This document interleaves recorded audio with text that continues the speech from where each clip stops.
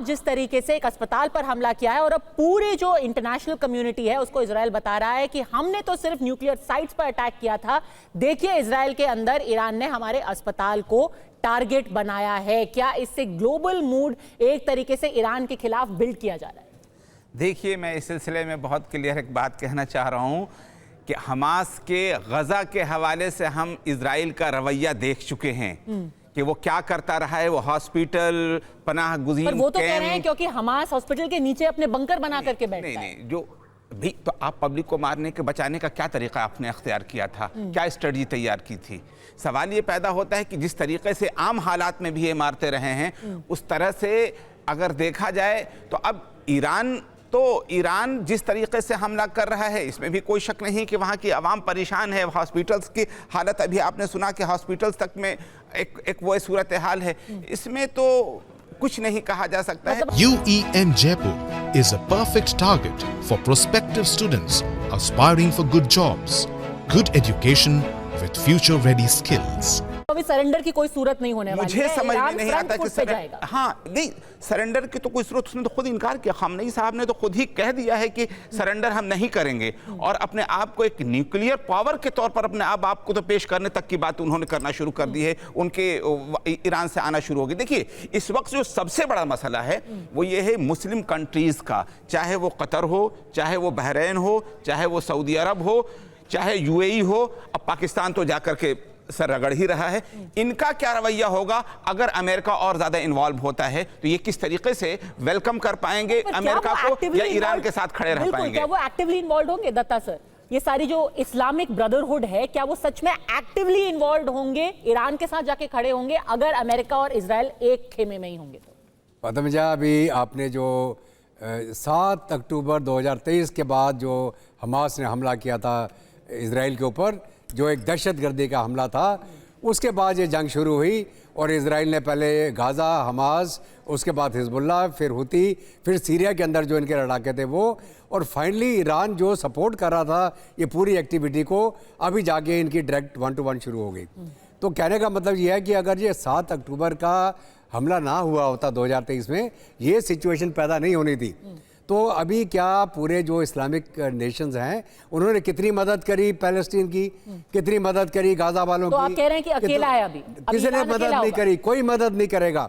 कोई मुल्क ये नहीं चाहता कि मैं किसी और के चक्कर में मेरी तबाही हो जाए। अभी जो तो ऐसे सूरत हाल में क्या ईरान सस्टेन कर पाएगा? त्रिपाठी सर, आप अकेले लड़ रहे हैं against the might of Israel and America together. देखिए, मुझे नहीं लगता कि ईरान ज़्यादा दिन तक सस्टेन कर पाएगा। स्पष्ट बात यह है कि अगर उसको बाहर से कहीं भी रसद नहीं मिल रही है, अपने ही वो करना है, तो कब तक करेगा?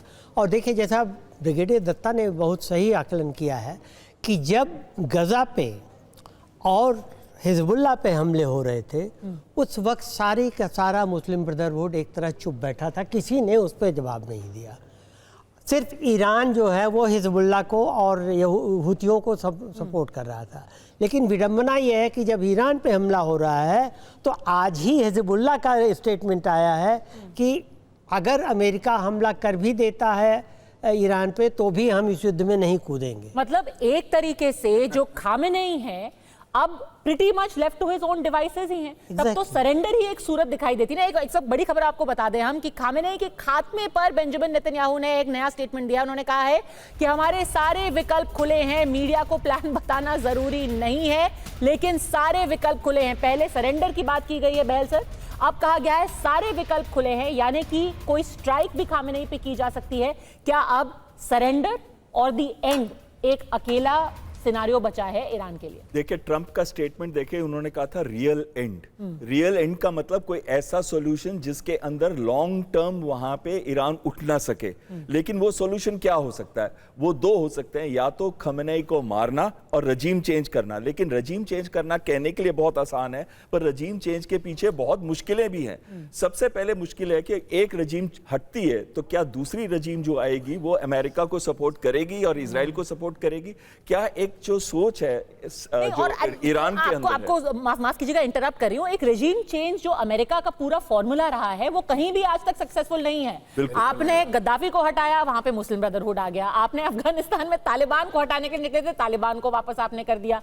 इराक में जो हालत है पूरी दुनिया देख रही है। तो क्या अभी वर्ल्ड ओपिनियन, यूरोप क्या खड़ा है डोनाल्ड ट्रंप के साथ, इसके जो पूरा प्रोजेक्ट है उसमें, क्या वर्ल्ड ओपिनियन इस वक्त रिजीम चेंज के हक में है? देखिए, यूरोप की जो करंट ओपिनियन है वो ये है कि अगर if it comes to push तो वो इजराइल के साथ खड़े होंगे, जैसे यूके ने अपने प्लेन्स को भी डिप्लॉय करना शुरू कर दिया। लेकिन अदरवाइज खुश नहीं है पूरे यूरोप के नेशंस, इंक्लूडिंग स्टारमर भी खुश नहीं है, बाकी देश के लीडर्स भी खुश नहीं है। क्यों खुश नहीं है? क्योंकि पीस थी एक मिडिल ईस्ट में जो कि तोड़ दी गई है और सबको ड्रॉ आउट कर दिया गया। और जो स्ट्रेट्स ऑफ हॉर्मुज है, अब उसका इस्तेमाल वो लोग नहीं करते। ट्रेड के ऊपर इफेक्ट पड़ रहा है, ऑयल के ऊपर इफेक्ट पड़ रहा है। तो कहीं ना कहीं यूरोप ये सब नहीं चाहता था। ऑयल प्राइसेस के ऊपर जाएंगी तो सबसे ज्यादा इफेक्ट यूरोप को होगा।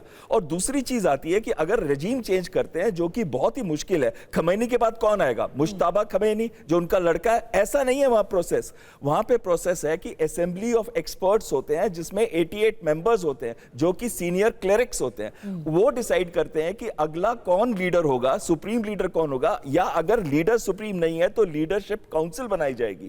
तो ये नहीं है कि कह नहीं सकते कि इसके बाद मुश्ताबा खमैनी होगा, हिजाजी होगा, कि गोपाल यगानी होगा, कि अली लांजियारी होगा। ये अली लांजियारी के बारे में बोलना चाहता हूँ। ये सब लोग चाहते हैं कि एक कॉम्प्रोमाइज बंदा है जो कि इंडिपेंडेंट खड़ा होता है, जिसकी दोस्ती खमैनी के साथ भी बहुत है और साथ में IRGC के साथ भी बहुत है और साथ में आर्मी के साथ भी बहुत है। तो ये एक इंडिपेंडेंट आदमी है जो सभी को कहीं ना कहीं एक्सेप्टेबल है। पर इसमें रोल मसूद का क्या है?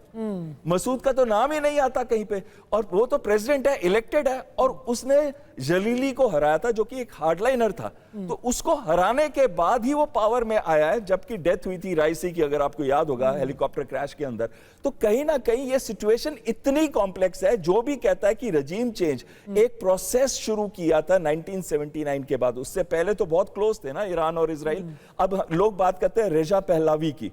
रेजा पहलावी तो यूएस के अंदर है, 17 साल का गया था वहां पे, वहीं पे रहा है। उसका तो कनेक्ट ही टूट चुका है इस समय ईरान के साथ, और कितना पॉपुलर है ही नहीं। उसकी ना अपनी बेटी की शादी एक ज्यू बिजनेसमैन के साथ की है, उसकी पॉपुलैरिटी बिल्कुल भी नहीं है। तो ये कहना कि हम अपना पपेट रजीम डाल देंगे, ये तो हो ही नहीं सकता। एक कंट्री जिसने अफगानिस्तान में तालिबान को हटाया, इतने डिकेड्स वहां रहा, उसके बाद जब वापस गया तो तालिबान को वापस पार में लेके